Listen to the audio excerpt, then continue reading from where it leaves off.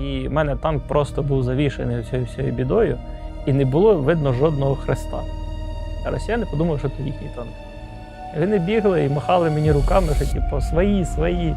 І я вилажу з танка, беру свій автомат, перезаряджаю і навожу на них, кажу, все, пацани, не свої. Типу, вже все, ви приїхали.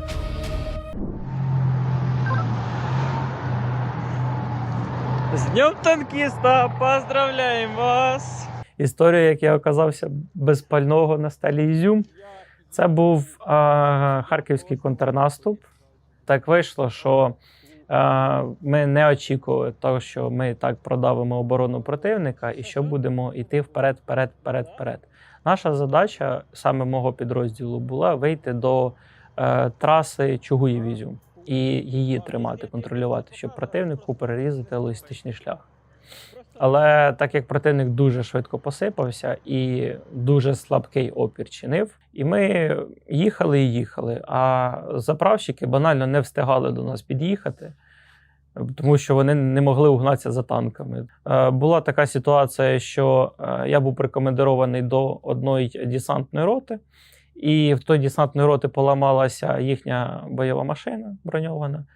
І той командир роти каже, добре, кидаємо її тут, нам треба далі наступати, тому що ми не встигаємо банально. Ми не можемо знайти противника.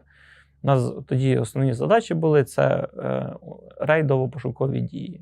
Це ми заїжджали в населений пункт, шукали противника, не знайшли, поїхали далі. Знайшли противника, знищили, зачистили населений пункт, поїхали далі. І оце у нас такі дії були. І так вийшло, що заправщик банально не встигав за моїм танком, тому що заправщик сильно близько не піджене, щоб його не знищили. Він не встигав за моїм танком, і я заїжджаємо якраз в населений пункт Ізюм, моя рота поїхала вперед, а в мене закінчується топливо в баках, і мій танк просто біля стели глохне. І я кажу своєму командиру роти, слухайте, мені треба заправщик, я вже все, я вже заглох. Він каже, добре, зараз поїдемо тобі пошукаємо заправщика. І десь приблизно, поки вони шукали того заправщика, дивлюся, а з лісу вибігають росіяни. А я своєму навіднику кажу, Толя, у нас проблеми, давай наводь на них пушку. Він навів на них пушку, а в мене, танк був, за весь час цього наступу, ми трофеїли їхні ящики зі зброєю, їхні ящики з боєкомплектом. І в мене танк просто був завішений цією всією бідою, і не було видно жодного хреста. А росіяни подумали, що це їхній танк. Вони бігли і махали мені руками, що типу свої, свої. В мене завжди автомат знаходиться зверху на башні. І я вилажу з танка, беру свій автомат, перезаряджаю, кажу, і навожу на них, кажу, все, пацани, не свої. Типу, вже все, ви приїхали. Кажу, якщо ви мене завалите, по вам вистрілять з пушки. Добро пожалуй в полон. І вони кинули зброю, ми їх відвели від тої зброї, положили на дорозі. І давай думати, що з ними робити. Перев'язали їх, понятно, що зав'язали їм очі, руки. І що з ними робити? І я не знайшов нічого кращого, як зупинив першу попавшуся машину. Кажу, хлопці, вам треба полонені? Такі в смислі. Кажу, от лежать, мені вони не треба, в принципі.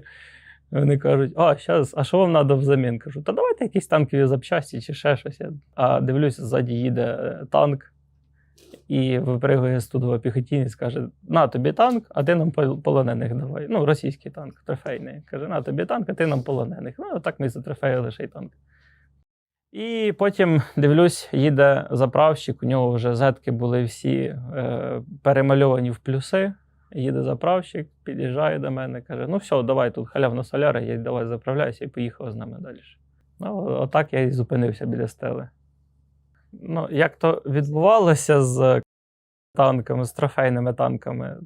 Була ситуація, у мене декілька екіпажів, вони попадали в засідку противника, і вони перестрілювалися з тим противником.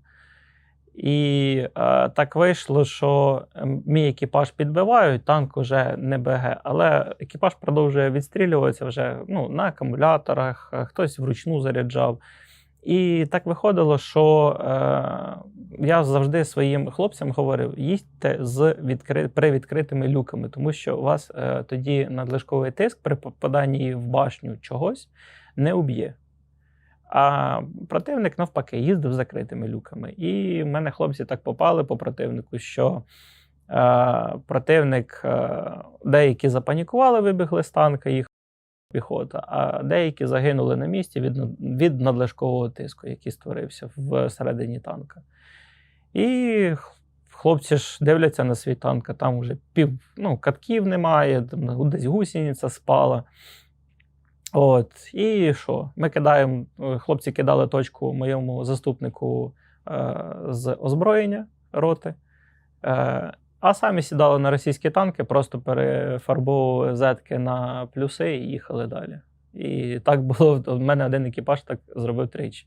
Під час харківського контрнаступу нам вдалося затрофеїти 14 танків, декілька БМП, це ще в 22-му році, і запчастини до танків, запасні прицели, те, що дорого командиру роти при здачі посади.